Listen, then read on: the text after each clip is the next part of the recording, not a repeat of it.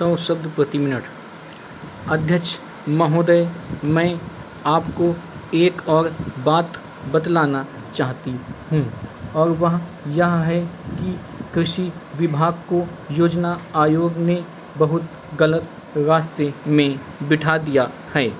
उन लोगों के पास लड़ने के लिए दम नहीं है और देश में खाद्यान्न का उत्पादन बढ़ाने के लिए जो योजनाएं चाहिए और उनके लिए जो धनराशि चाहिए वे उनको पूरी तरह संस्वीकृत नहीं करा पाते हैं।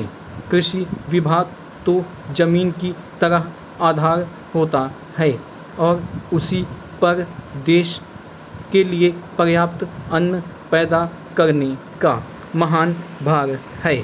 इसलिए यह बहुत आवश्यक है कि अधिक अन्न उपजाने के लिए मार्ग में जो भी आवश्यक कदम यह विभाग उठाना चाहे उसमें किसी तरह की रुकावट ना हो। बहुत सी हड़तालें हो सकती हैं, मजदूर काम से बरी हो सकते हैं, लेकिन किसी भी हालत में वे खाने से बरी नहीं हो सकते। अब हम देखते हैं कि मिलों और कारखानों में हड़तालें हो जाती हैं, छुट्टी हो जाती है, तो आम काम के दिनों की अपेक्षा लोग उन दिनों में ज़्यादा खाना खाते हैं, ज़्यादा दावतें करते हैं।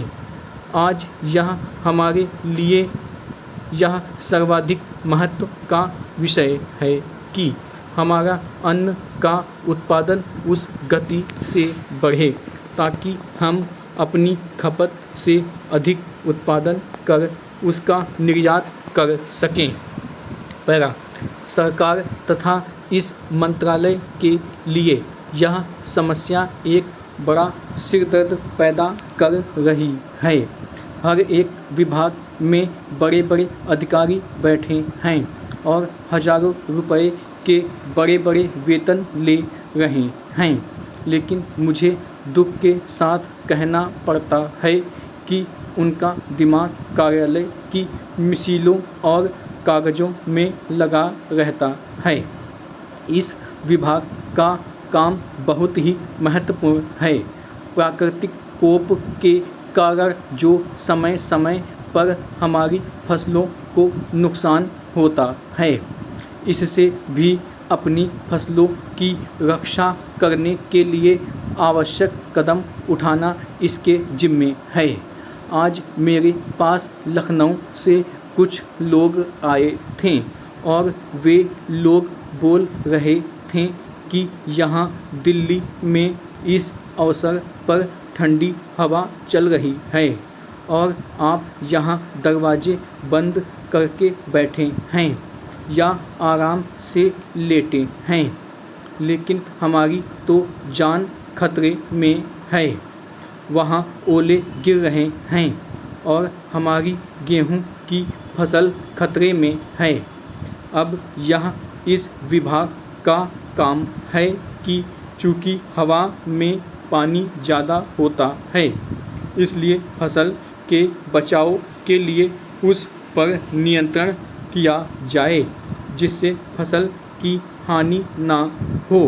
पैरा अध्यक्ष महोदय, जिस भावना से मैंने यह बिल पेश किया है उसको विरोधी पक्ष के लगभग सभी सदस्यों ने एक मत से महसूस किया है कि देश में बेकारी की जो समस्या है वह एक भयंकर समस्या है और उसके कारण हमारे देश का विकास, चाहे वह सामाजिक हो, आर्थिक हो या सांस्कृतिक, रुका हुआ है और ऐसी स्थिति में हम आगे बढ़ नहीं सकते हैं।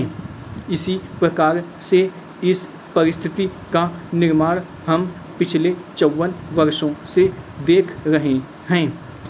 मंत्री महोदय ने यहाँ पर अभी कहा कि राष्ट्रपति इस काम को नहीं कर सकते हैं।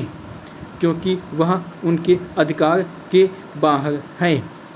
आप राज्यों में राज्यपाल शासन स्थापित करते हैं। जब यह देखते हैं कि किसी राज्य में वहाँ की व्यवस्था, वहाँ का विकास ठीक नहीं हो रहा है, जब किसी राज्य में गड़बड़ी फैल रही हो, विकास का काम समाप्त हो गया हो और जिम्मेदारी से लोग काम ना करते हों, तो वहाँ पर राज्यपाल शासन स्थापित किया जाता है।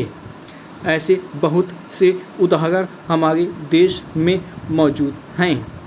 उसी प्रकार से हमारे राष्ट्रपति हैं, और अगर देश में इस तरह की स्थिति वर्षों तक चले तो कोई कारण नहीं है। आपात के रूप में राष्ट्रपति इस देश की सुरक्षा के लिए, इस देश की उन्नति के लिए जिम्मेदारी अपने हाथ में ना ले सकें। हमारे भाइयों ने बहुत से उदाहरण दिए हैं कि राज्यों में संयुक्त सरकारें नहीं चलीं, लेकिन उसके पीछे राजनीतिक हथकंडे थे। अगर कोई राजनीतिक पार्टी जिम्मेदारी से काम नहीं करती तो विधान में यह स्पष्ट है कि राष्ट्रपति शासन अपने हाथ में लें। मैं एक उदाहरण देता हूँ कि संविधान में आदिवासी हरिजनों के उत्थान के लिए प्रण किया गया था कि 10 वर्ष में उनकी सामाजिक तथा आर्थिक स्थिति को सुधार देंगे।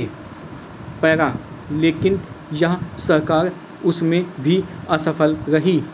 उसको एक बार 10 वर्ष के लिए बढ़ाया गया और दोबारा फिर 10 वर्ष के लिए बढ़ाया गया। इसी तरह से उसको बढ़ाते जा रहे हैं, लेकिन उनकी आर्थिक और सामाजिक उन्नति आप नहीं कर पाए हैं। इस काम में सरकार बिल्कुल असफल हुई है। पिछली बार सरकार पर अविश्वास का प्रस्ताव भी आया था और वह पास होने वाला था। इसलिए मेरा कहना है कि हमारे देश में यह जो बेकारी की समस्या है, वह एक बहुत ही भयंकर समस्या है।